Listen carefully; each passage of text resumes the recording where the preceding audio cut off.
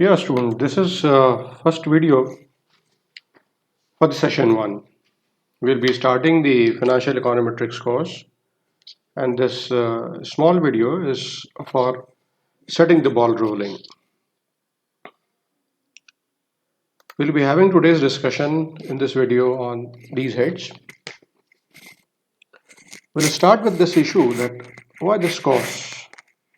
Why this course is required? Why at all shall we study this course? So I would like to tell that whenever we talk about decision making, then it becomes important that how we take decisions. If you look at the decision making, normally what happens that there are two extremes. On one extreme you will find that there is a gut feel. We have some hunch. On the other extreme you will find some model, mathematical model, or any type of model for that matter, which is like decision support system. You key in some information and you get the output. Now what is happening? These are two extremes. Reality lies somewhere here. But the importance of this, as we see, this is becoming important.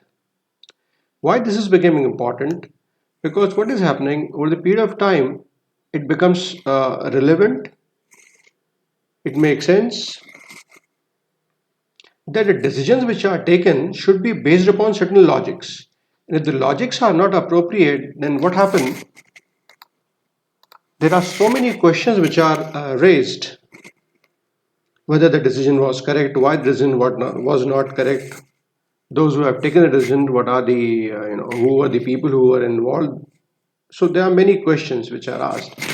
So what I say that now the time period or the present contemporary time is for the evidence based decision making. Evidence based decision making. If you have gone through the material which I have shared with you, then you would have understood a little bit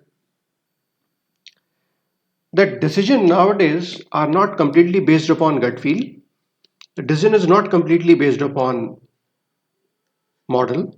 Rather, it is somewhere between these two extremes, and we can say that is nothing but the evidence based decision making.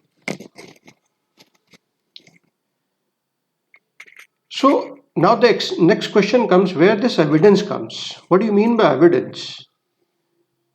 Here, the issue of data analytics, financial analytics, or business analytics comes into picture. What happened that these are the tools by which data is processed into certain information, and those information can be used so that more appropriate decisions can be taken. I'm not denying the importance of this gut feel. These gut feel will remain there. I'm not saying gut feel is some sort of experience that will be there. But side by side, you have to understand that reality lies somewhere in between these two extremes. You can't completely rule out the importance of model. Similarly, you can't rule out the importance of gut feel. So the reality is somewhere in between. And that's why I'm insisting that decisions are based upon some or the other type of evidence. But it is not only the evidence which matters, but a combination of evidence plus decision making. Then we are coming to the next point and first main point why this course deterministic versus stochastic probabilistic models. What happened? There are two types of models. One is mathematical model where 2 plus 2 is equal to 4, but there are possibility when we say 2 plus 2 is not 4, but maybe 5, it may be 3. Then this probabilistic models come into picture where some amount of uncertainty is involved. If I just try to give you an idea what I mean, so I can say, let's say this is y, and we have got, let's say, alpha, beta, x. What is happening here? This is one variable, this is another variable. This variable is having its impact on y. This is independent. But this is not the end of it. Rather, what we are finding one more element, then it becomes complete. So this is the element which is some sort of uncertainty or probabilistic term which is making this equation complete. So this y, maybe anything, is dependent upon this coefficient another coefficient, value of this variable, and then picture of this the importance of this item comes. And that's why this is the differentiating factor between deterministic model and probabilistic models. I'll very quickly go through the types of learning in data sciences, because what we are talking about evidence-based decision making, or the decision making which is based upon certain processed data or information through anything. It can be any type of model, but decision is not completely based upon gut feel or experience, rather it is based upon some facts. Facts that too processed data.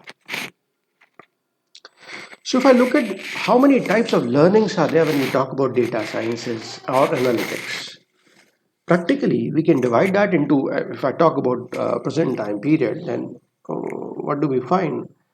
That now we can talk about three types of learning. One is obviously statistical learning. I'll give you the differentiation. First of all, I'm ruling out, I'm not talking about the deterministic models. Rather, if I'm at all talking, I'm clubbing it with the help of statistical learning, because there's a clear cut reason. In business, there's no certainty, everything is uncertain. And by the time things are not certain, it means I'm talking about this probabilistic term. So it matters that we think in terms of uncertainty if we are talking about business. That's why I'm ruling out, I'm not using the deterministic model, I'm talking about the probabilistic model. And when I say probabilistic model, obviously it comes to our mind that we are talking about statistical learning. So when we say statistical learning is one, then we have got machine learning. So when we are talking about machine learning second, and then we are talking about artificial intelligence. If I have to differentiate all the three, first of all, this is completely wrong to say that machine learning or artificial learning exists in isolation. All are complementing to each other, they are complementary to each other. What happened in statistical learning and machine learning? In a statistical learning, you have just, let's say, again, I give you a simple example. We have got this model. There's a model, estimated model. That's why I'm using this term. I'm using this term. I'm just putting a cap, topi. So I'm saying that this is estimated. So that's why I have removed this probabilistic term, because I have estimated it. You're following some logic. So this is my eventual model which I can use for prediction for that matter. So what has happened? This is one model. But suppose I get some learning when I estimate data of, this is the original data, and this is the data which I'm generating with the help of my model. This is my model, and I'm just generating this with the help of this model. So this is what I have. So what I'm saying now,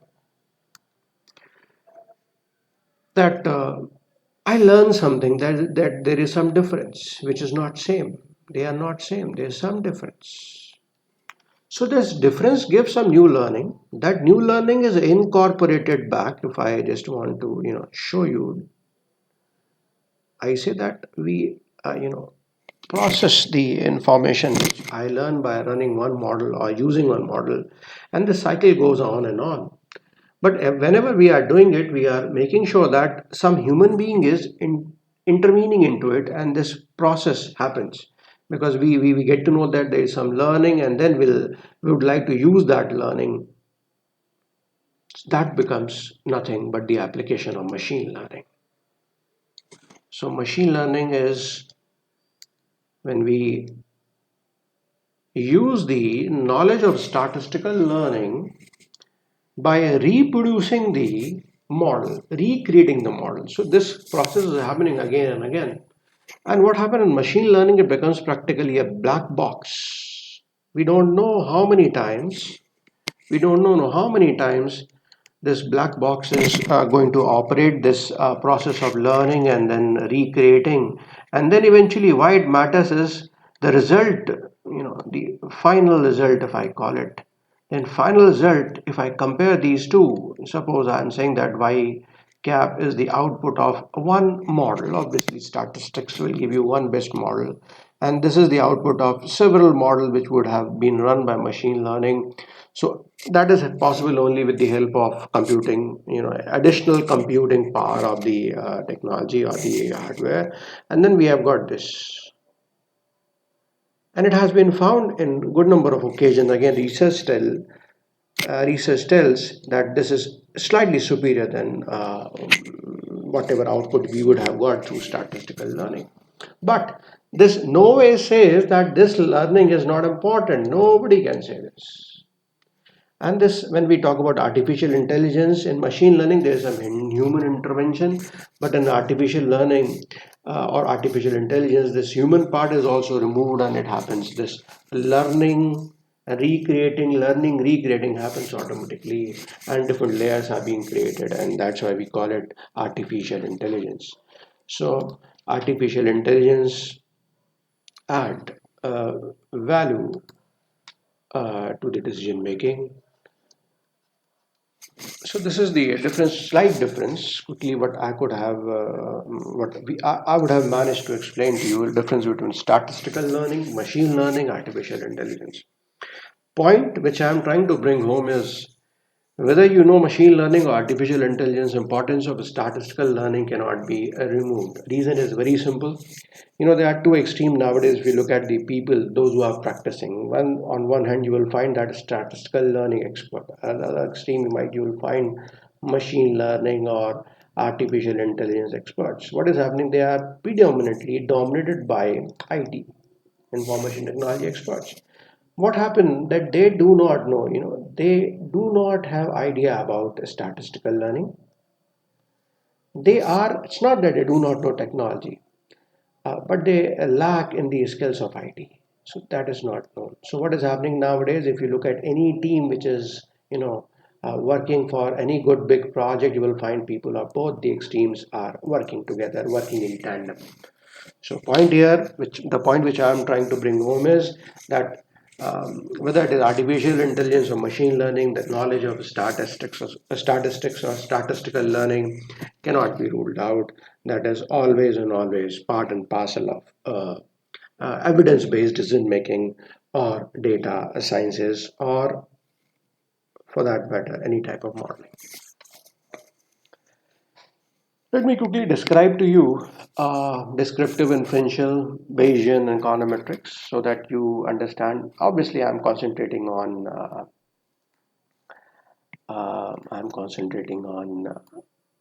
this part, artificial learning. Sorry, statistical learning. This course is statistical learning, but as we are finding that eventually we'll come to the topic which we are discussing, and we'll have something before that also, financial econometrics. I'll come to it. Let me give you a brief idea about these four quickly. Um, I'll start with the descriptive statistics. What happened in statistical learning? All the time, whenever we want to study anything, what are we doing? We are trying to study that thing on a particular lot. So lot is important. We want to learn something, we want to understand something, and when we want to learn or understand something, uh, then what is happening? I'm calling it lot. And what is happening? I'm interested in something which I'm calling as x, variable x. Let's say I'm just simply interested in, let's say, your weight. What is the obesity problem in a particular, when I say particular, it means I'm referring to a lot. So let's say I'm talking about students of SIBM. So this become, and by the time I say I'm having a finite number of people, those who will be with me. So let's say SIBM has got at a time 500, close to 500 students. So what happened when we want to study anything, then we have to study on the thing which I am trying to study. I have to study over a certain number of people, and when I generate the data, what happened?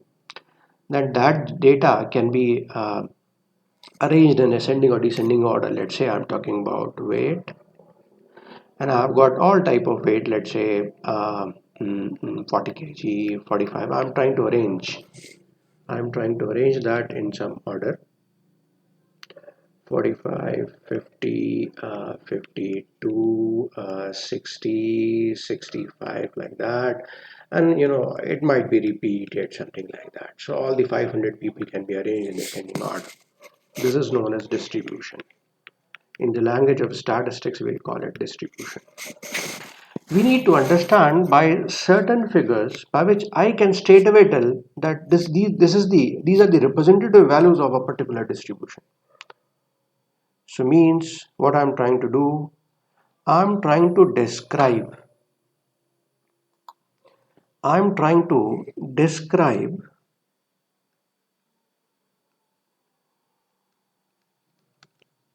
the distribution. So as I'm saying that I'm trying to describe the distribution, it means what I'm saying, how can I describe this distribution? So description of a distribution has to be done by some representative values. So that can be easily done by three things: by mean, variability, which I'm calling at standard deviation, and third is distribution, shape of the distribution. These things you might say that I'm talking too many technical things, but they are nothing are technical. It's very simple. Mean is the representative value. We'll show this with x bar. X, if you remember, we started with x. SD is the variability. Variability, how much is the variation of values in a particular distribution, that we will be showing with the help of sigma standard notation.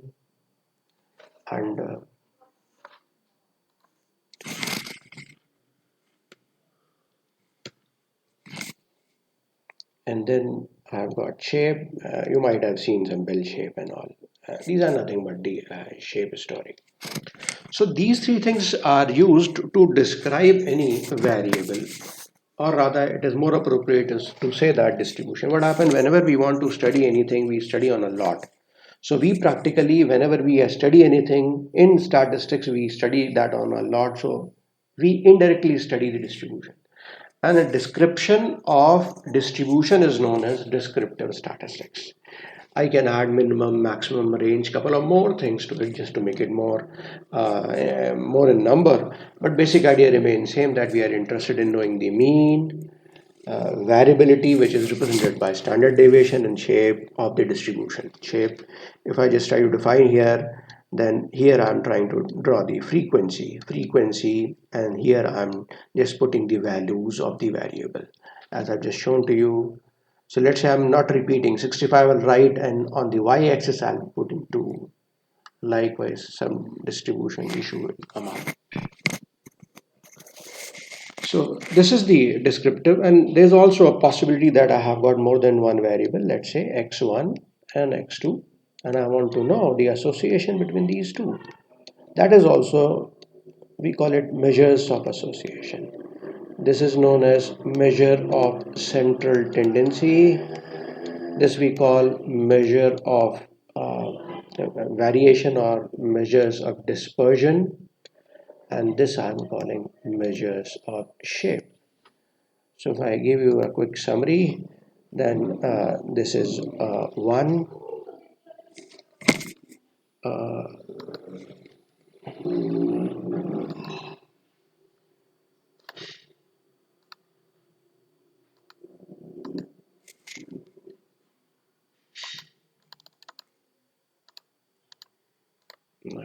wrong.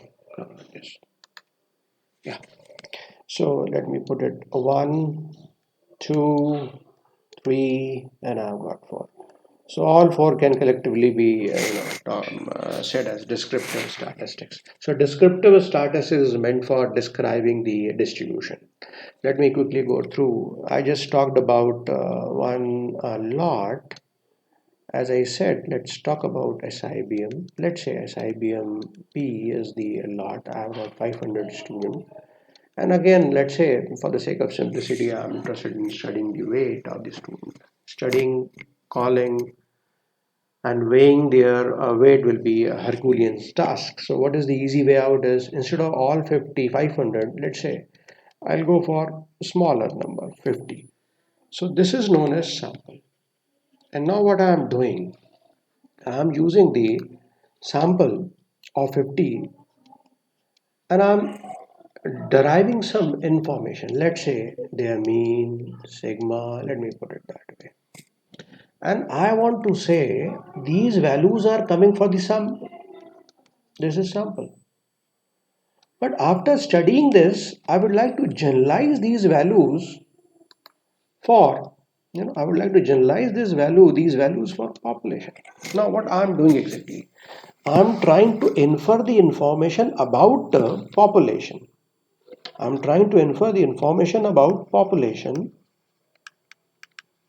using sample.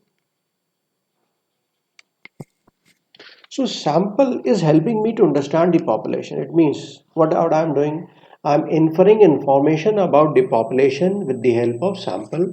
And you need to understand that this is not a child's play, it is a scientific process. So this part of statistics is known as inferential statistics. So we have talked about descriptive, inferential, Bayesian statistics. If I say it is some sort of a learning takes place, and with the help of that learning, we revisit the decision. Let's say we want to know probability of winning. Simple example. And what happened? We know that it rains,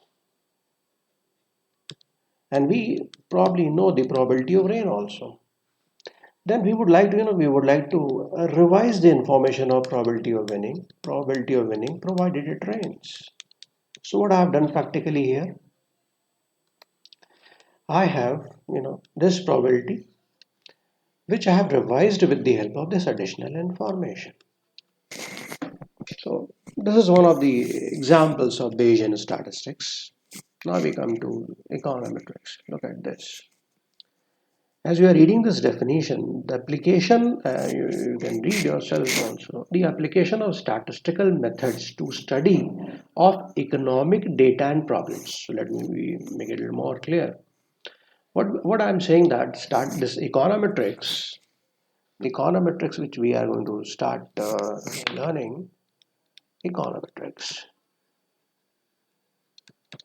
Econometrics is nothing but application of statistics on some business problems, on some economic, I'm calling it business problems. And I would like to redefine my definition instead of calling it, let me call it financial, not business, but financial. Financial problems or problems related to finance. Then instead of calling it econometrics, I would prefer to call it financial econometrics.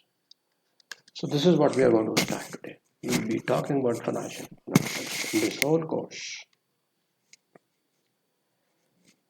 So this is what we have come to end of this first point. Why this course? So this course is very important because the decision making is now based upon it had been all the time, but it is becoming more relevant because of the advancement in technology and computing skills. So that's why evidence, which can easily be, earlier it was difficult to generate the evidence, but now today it is possible, and we have got big data, and we have got many more advancement in technology, and we have got tools as we are knowing that machine learning, artificial intelligence. So we are more equipped, better equipped to have evidence. So we would like to have more appropriate, better decisions. So that's why this econometrics helps in modeling or providing evidence for financial issues, financial problems, and hence this course. What does econometrics have addressed? How financial econometrics is different from econometrics? That's a very important thing to understand. You know what happened when we talk about econometrics? In econometrics, what happened? Look at the nature of data. And on the other hand, we'll have financial econometrics. What is happening in econometrics? Data is having issues. Issues in terms of, if I say issues in terms of, first of all, it is difficult to measure, difficult to estimate. Accuracy is always problematic. For example, let's talk about GDP. Is it easy to calculate GDP? Full of problems, no such issues. Here, if I talk about corresponding to first point, no problem. Accurate data. I mean, we get the exact data. There's no problem of measurement. Then what is happening? Frequency is also a problem. Here, there is no problem of frequency. We have got, hourly data is also available. Let's say stock price. We want to know closing stock price. Daily it is available. And we want hourly, at the end of every hour, we can calculate. So there is no problem of frequency. Good frequency data is there. So what is happening? Just because nature of data and time series is common in both the cases, but nature of data is different in financial econometrics than econometrics. So what happened? Whatever we do in econometrics may not work in case of financial econometrics. So a separate area. A separate area we call financial econometrics. So that's why it is different from econometrics. We have got financial econometrics. It has to be studied separately from econometrics. Then we are coming to the steps in handling econometric problem. How do we handle problems in econometrics? I'll give you a brief idea. Steps in formulating an econometric problem. As you are finding, let's say we are having a problem. We want to convert the problem into a model. And then data to be collected to test the model. Model should be tested. And then we find out whether the model is statistically significant or, if I put it in more simpler words, model is appropriate or not. If in fifth we find model is appropriate, put to use. If it is not, then go back to the second step. I'll show this thing. There's a problem. We understand the problem. We convert that problem into a model. Let's say I talk about what should be I'll give you a real life example. Let's talk about dividend distribution decisions. What is happening if you have a slight amount of idea about the business? You will understand that paying dividend, how much dividend should be paid. If 10 rupees is the earning of company, out of 10 rupees, if I say earning per share, how much part of that should be given as dividend, how much to be retained? That is one of the very perplexing, difficult problem. It may sound so easy, but when it comes to real business, you will find that it is extremely difficult. So it means we have a problem that what should be what are the determinants of dividend distribution decision. So it's a very open-ended statement. If I want to know what would be the right policy, I would like to have the determinants. It means I need to convert that problem into a model so that I can solve it. I'll show you, I have something for you. Yeah. Yeah.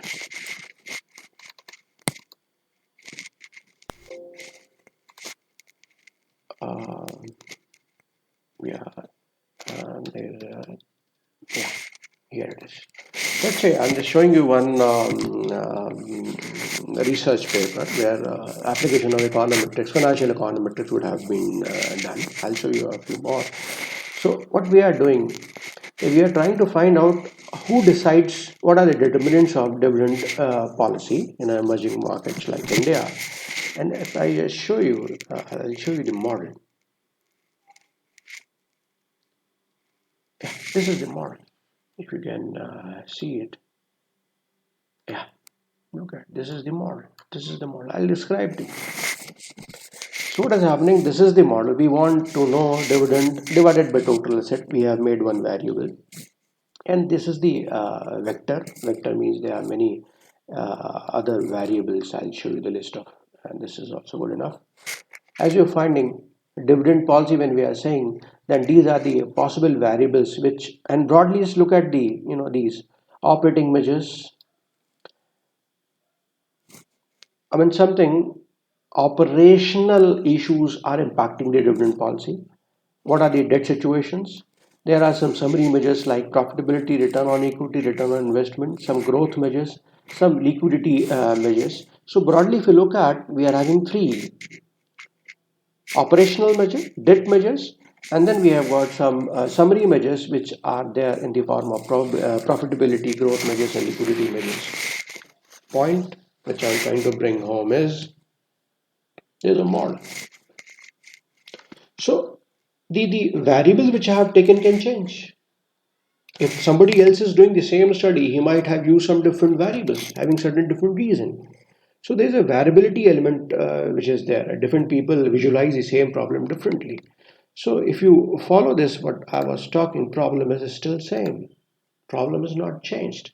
But the way we want to model the problem can change as per the person who is modeling it. I'll show you one more example, another work, all published work. I'm showing you one more. I'll show you the diagram straight away so that becomes much more clearer. Just a sec. Yeah, here it is.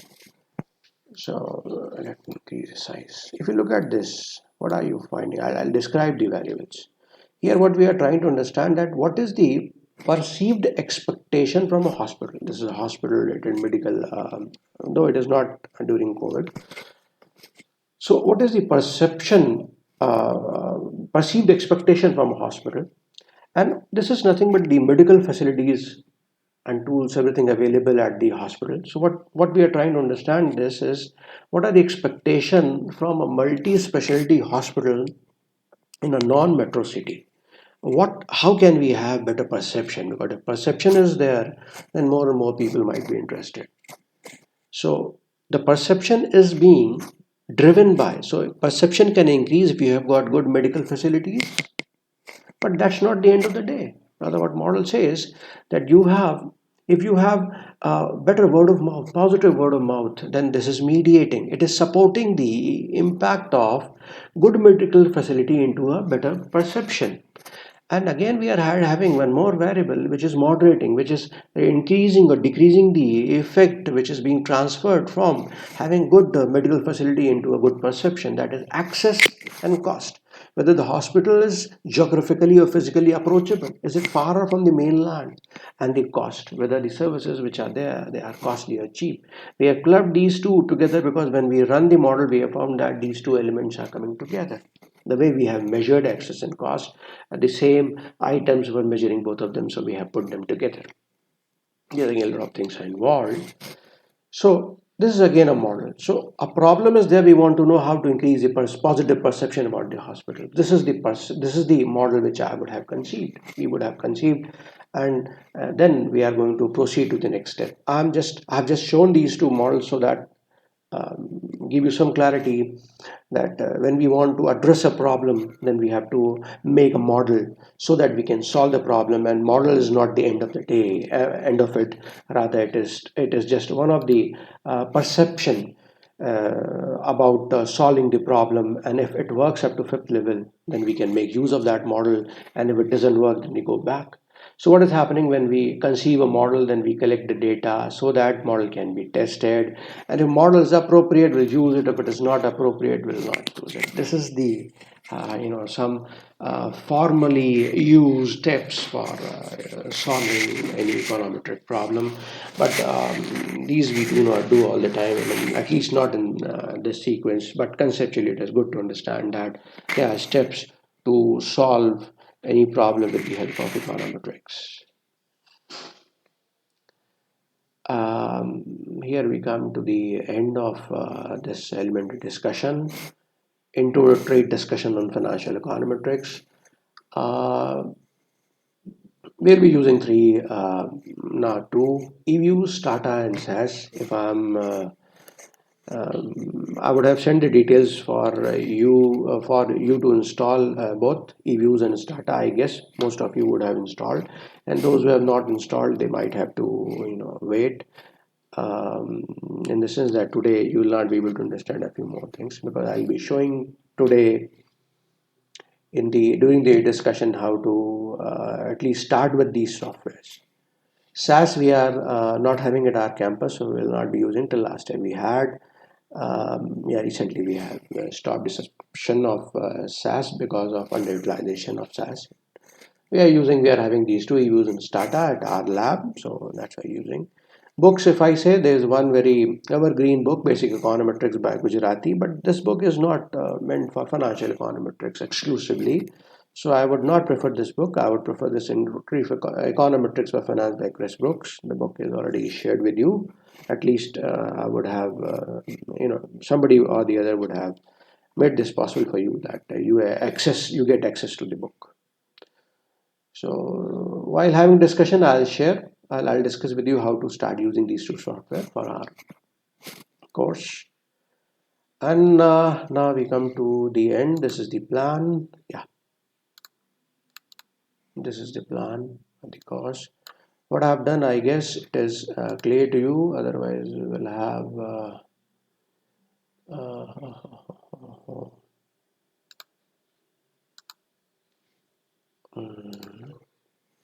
Well, value option now I'm unable to find out. No, I should just look at here. What I've done, I've divided the whole course into 5 main topics.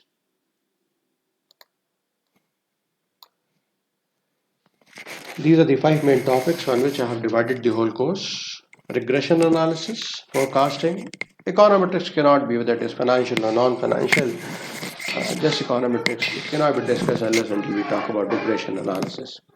So obviously here also we'll start our discussion with regression analysis, but we'll concentrate more towards application of regression analysis on financial data. Forecasting of financial data, it may be forecasting of the returns, it may be forecasting of the price, it may be forecasting of the risk. We'll be learning how to forecast the risk as well. Long-term association. Then volatility models. Volatility models will give you an idea about how to measure the risk and how to forecast the risk. Then we have got slightly tougher part of the course, Panadata econometrics or Panadata model. So the whole thing has been divided into 12 subtopics, and these are the some breakup of assessment. The first assessment will happen after the once we are finished or done with the 2 topics, maybe 4 sessions. So this is the plan. I just thought that I'll share with you. So with this we have come to an end for this is for the first introductory discussion on financial econometrics. I hope it would have been interesting for you to start with this course, and we'll continue during our discussions. Thank you.